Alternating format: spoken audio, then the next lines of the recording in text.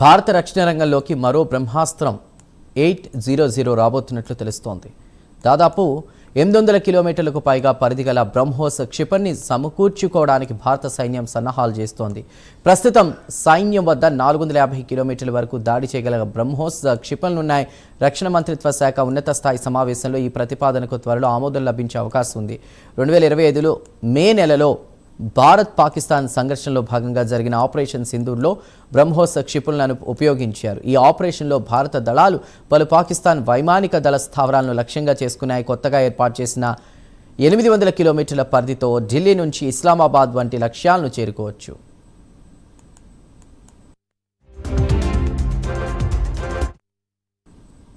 ఎందుకంటే ఈ రెండు నగరాల మధ్య వైమానిక దూరం సుమారు 700 కిలోమీటర్లుగా ఉంది. అమెరికా, ఇజ్రాయెల్, ఇరాన్ల మధ్య కొనసాగుతున్న సంఘర్షణ సుదూర క్షిపణుల ప్రాముఖ్యతను వెలుగులోకి తెచ్చింది. ఆధునిక యుద్ధాన్ని దృష్టిలో ఉంచుకుని సైన్యం డ్రోన్లు, క్షిపణుల వినియోగాన్ని విస్తరిస్తోంది.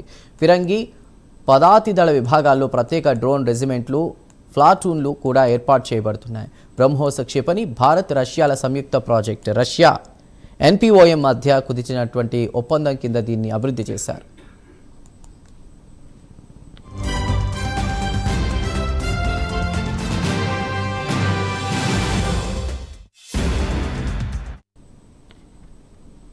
బ్రహ్మోస్ అనేది ఒక మధ్యశ్రేణి స్టెల్త్ సూపర్సోనిక్ క్రూయిజ్ క్షిపణి. దీనిని నౌకలు, జలాంతర్గాములు, విమానాలు, భూ ఉపరితలం నుండి ప్రయోగించవచ్చు. ఈ క్షిపణికి బ్రహ్మదేవుని బ్రహ్మాస్త్రం పేరు పెట్టారు.